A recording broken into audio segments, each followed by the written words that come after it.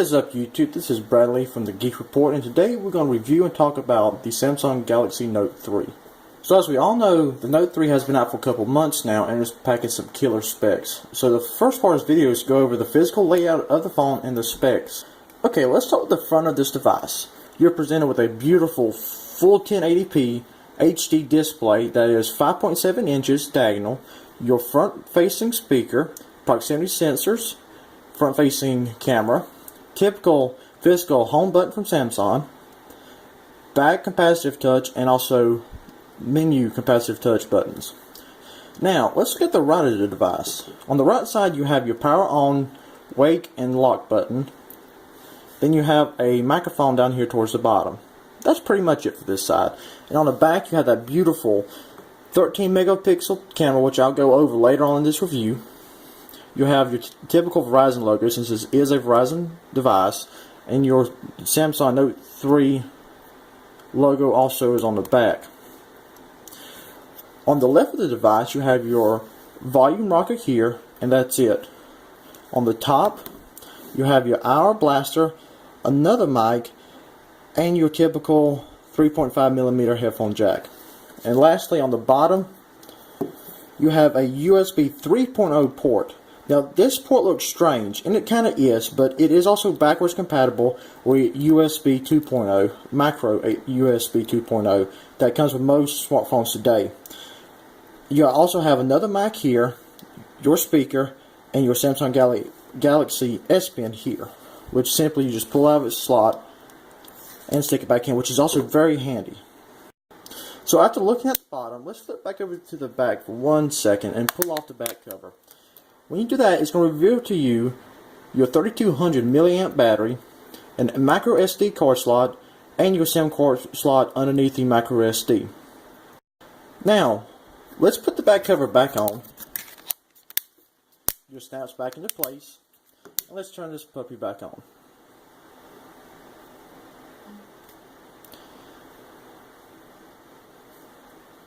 Your typical startup Samsung logo. It's going to take a couple of seconds. Samsung boot animation, which is typical across all Samsung devices. And next is the Verizon logo. If you have AT&T or a different carrier, it will be a different startup logo here. Okay, so we back booted up now. Let's unlock it. This is typical Samsung TouchWiz you see here. This has not been rooted. This phone has been in my possession. I have been using it as my daily driver now for about 2 months. And I'm going to show you some of the things I do and I don't like about it. I do like the all-day battery life. The battery is phenomenal in this thing.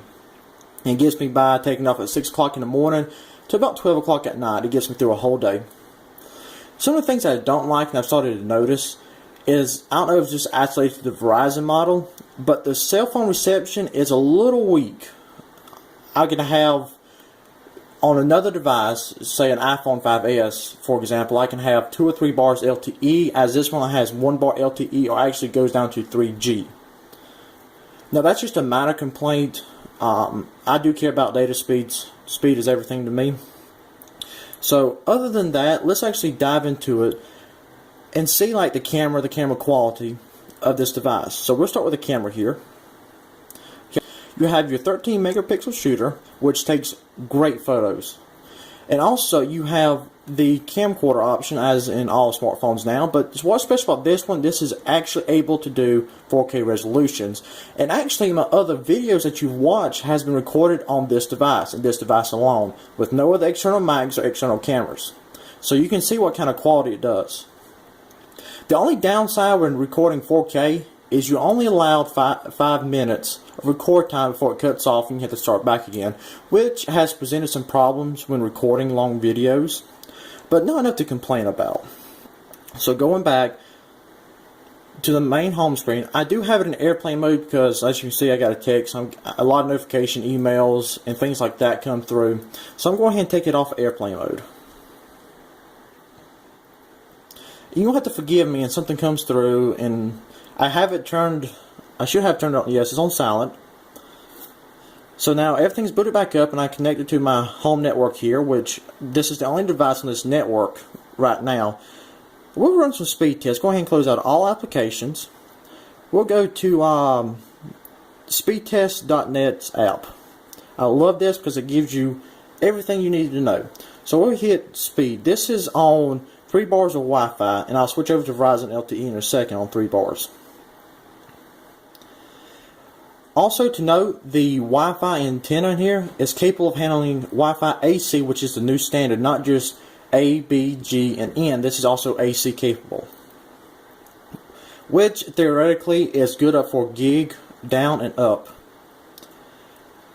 So as we see here, it does get good Wi-Fi. My Wi-Fi I have registered for 30 megabits down and 30 up. So that just completed. And overall, it averages about that on here. Next, we'll turn the Wi-Fi off. Now, I'm not in a very saturated Verizon area. I'm kind of in the rural parts. So I have 2 bars of Verizon LTE, which should produce some good results. So we're going ahead and test this out now.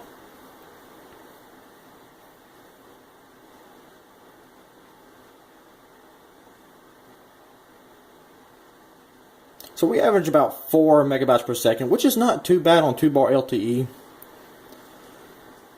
That's what I know. This results are equal to AT&T's Samsung Galaxy Note 3 here. I don't know why I keep wanting to say Samsung Galaxy S4 or S5, the new one coming up. But anyway, so we averaged about, I'll go ahead and round, let's say 7 megabytes down upload. So we'll go ahead and close this out and kill the app. Now, as we all like to see in cell phone reviews, is we want to know the benchmarks, what the benchmark produces. So we'll do quadrant standard here. We'll run full benchmark. And I'll fast forward through this so you don't have to sit here and wait a couple seconds or even a couple minutes for this to finish.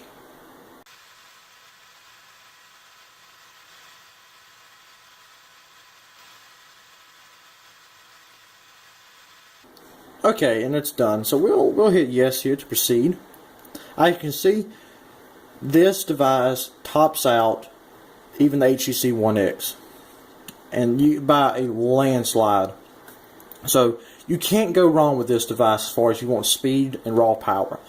But I did mention there was 3 gigabytes of RAM in here, which the laptop I've used for my personal drive only has 4. So that's tremendous, almost equal to my laptop. But here's the problem that no one tells you.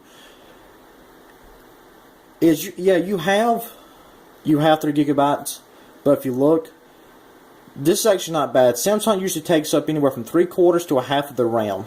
So that leaves almost not a lot of room for your apps, especially very memory heavy apps. So just something to be aware of, that you will not have all 3 gigabytes and to use for your purposes. Also, this has 32 gigabytes internal storage. Now we'll go and see how much Samsung actually takes up to that 32 with TouchWiz and all the other features this thing has. So we'll scroll down here to Applications Manager. Oh, sorry guys.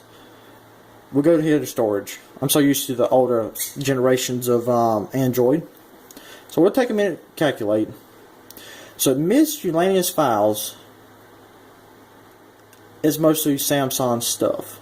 I have my music here, my apps, videos, and downloads. Samsung takes up almost 6 gigs of this available storage.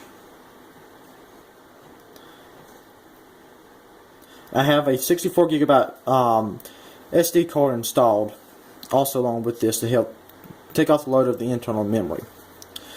Now, looking at the software side, we have also a lot of options. You're running Android 4.3 at the time of this video. You have your pull down once for your notifications, 2-finger swipe down for your options here, and your quick toggle here into your setting. Quick toggle up top to your toggle settings, and also back to your notifications. So as you go back into the toggle settings, you have a lot of options, a lot of Samsung options. You have your multi-window, so you can have 2 windows going at one time.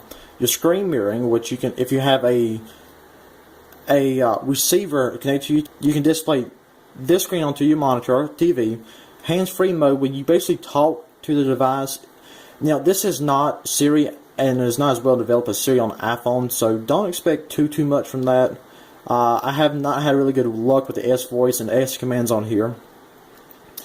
You have your air jets, just as you see on TV, where you swipe up and down, or it's left or right, to like move through pictures and web tabs. You have your near field communication for that little, I guess it would be S-beam on this also, where you touch the back of the phones together and you transfer videos. Smart scrolling, where it keeps track of your eye. That also in smart pause. I haven't had too much luck with those. I'm not sure why, but it doesn't pick up your eye very well from what I've seen and what I've tested out for about 2 months now. And your typical Android Jelly Bean options, Wi-Fi, GPS, mute, screen rotations, Bluetooth, and all the other default toggles you get with Android Jelly Bean 2.4.3 here. So I'm going to go ahead and turn on airplane mode so we get no disturbances. Go ahead and swipe away this notification here. There we go. Now, you are limited to home screens on this one. You can't just have endless amount of home screens. So we'll do a 2-ping zoom. I always forget that. And you can just sit here and add and keep adding, keep adding, keep adding. And you're left with 7 different home screens. You can take it, hold it down, and drag it around. Or you can just hold it down and delete the home screens that you don't need. I usually keep about 3 because I don't put a lot of apps on my home screen. I like it to look nice and clean. I do have folders down here. What apps I use very commonly, I will put in folders nice and clean and label those folders. And apps, I have a good bit of apps here, as you can see. And I haven't had any real downtime on this phone as far as like not wanting to open apps or getting sluggish because all the apps open. I've never really had that. There was one occasion when I did, but I hadn't closed out any apps for like a week, and it completely ate my memory up. And Samsung, what I noticed, used to be able to swipe all the way and keep swiping in a continuous loop. Now they actually divided with this new TouchWiz. So if you want, you can keep swiping. You're only allowed to go back and forth till you hit the end or beginning of the page. And your apps, and your widgets work the same way. You keep on swiping till you hit the end and you don't start back at the beginning. Now, who is this phone for? Well, if you want to have the phone for, look, I had this awesome big phone with this full 1080p display, quad-core processor, quad-core graphics, 3 gigabytes of RAM. That's almost equivalent to a computer. This phone would be for you. For a daily user, you're really not going to notice, the quad-core performance or the 3 gigabytes of graphics. It's more for the tech buffs, the more for specs guys. This phone is aimed at just say you have the best smartphone in the market. If you are concerned about specs and that's all you care about, specs, this phone is for you. But as a normal consumer, there are cheaper ways around, getting a smartphone. Now, if you look at the Samsung Galaxy S4, tremendous smartphone. I had it for about a month before this, doing a review on it, and it actually performed a little bit better than this one, in my opinion, especially with cell phone service. This is actually the second one I've gotten from Verizon, because the cell service on this one has just been that bad, and it actually has bugged me. I don't know if that's just isolated to this particular model. I'm not sure. I have not found any other reviews, but going from smartphone to smartphone within a couple months, I noticed that this one does have a weak cell phone reception, and also it doesn't want to stay on 4G antennas. I have family members and friends with iPhones and other Samsung products that have 4G, and this one only have 3G. And I have not understood that. And I think it's algorithms in here that Samsung's made, and the update should fix most of that. Also down to pipes, there is an update coming, Jelly Bean 4.4 for this phone. So there's really not too much to go over in this phone anymore. You do have your S Pen here, which, if I can get it out, don't worry about it falling out. It will not fall out, trust me. Your S Pen, I did disable all the features here with, you have your menu at the bottom, different things. Pretty much, I don't hardly use the S Pen unless I'm doing like I don't know, handwritten work, which you can do, take handwritten notes on here, or let's say a whole little side down here, and if I want to circle, let's say my email here, I circle it, and it'll give a second of processing, it pulls that part out, and I can copy paste it or attach it anywhere I want to. So after that, there are some more other features in this phone which I have used a lot, and especially the owl blaster on top. I have loved that, because if you like me, you can keep it with your cell phone. But as far as the TV remote or your surround sound remote or your cable box remote, it tends to walk off. They have their own pair of legs for some reason. I've yet to figure that out. But this is awesome, because you always know where your smartphone is 99% of the time. And it's simple. You go to the Watch On app, which I have it organized in the Samsung folder for all Samsung apps. You simply click on it, and it say no network connection, which is okay, it's fine. So it won't be able to pull the information it needs when you have an airplane mode off the network. But once you do that, it'll take you step by step how to set it up. Now, this phone, I have to give it a very good rating on this phone. I'm not a fanboy of Apple. I'm not a fanboy of Android. I'm not a fanboy of HTC or Samsung by any means. I'm not biased in any way. I grew up on Android, and I do like Android over the iOS. So, but to me, the only thing I really dislike about this phone is the build quality.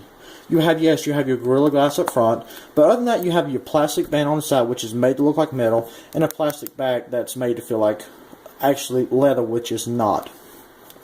I do like the design and build of the Samsung Galaxy, the Apple iPhone, and also the HTC One. I'm hopefully maybe will test out the HTC One, the new One Max, I should say, not the One, since it's it's about a year old now. And also I have a iPhone 5S Gold 32GB coming in soon, which I'm going to do a unboxing and review on it. But other than that, this phone is a solid phone. Let me remind you, this thing is big. This thing is really big, actually, compared to anything else, which I don't have anything else around me to really compare it with. So I can find something for you real quick. Here we go. So we got your typical laptop hard drive here. No, just a typical laptop hard drive. If you take this and sit it on top of the Galaxy, even your laptop hard drive can't even cover the screen, and it won't even go from edge to edge. So this is a very big phone. So with that being said, that kind of brings an end to this review I got here of the Samsung Galaxy Note 3. If there's anything you would like to see more or further explain, just comment below, and make sure you hit that like and subscribe button.